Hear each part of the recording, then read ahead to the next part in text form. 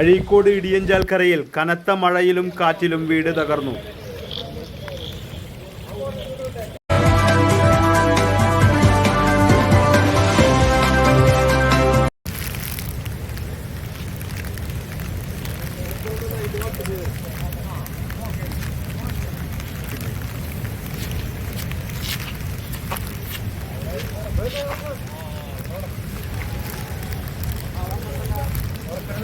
Azhikode ഇടിയഞ്ചാൽക്കര port സ്തൂപത്തിന് സമീപം മാരാത്ത് മനാഫിന്റെ വീടാണ് തകർന്നത്.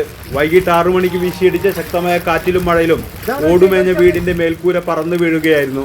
വിവിധ ഭാഗങ്ങളിൽ നിന്ന് ഓട് പറന്നു വീണിട്ടുണ്ട്. മനാഫും കുടുംബവും വീട്ടിലുണ്ടായിരുന്ന സമയത്താണ് അപകടം. വീട്ടുകാർ ശബ്ദം കേട്ട് ഓടിയിറങ്ങുകയായിരുന്നു. ഇന്ന് രാവിലെ മുതൽ പ്രദേശത്ത് ശക്തമായ കാറ്റും മഴയുമാണ് അനുഭവപ്പെടുന്നത്.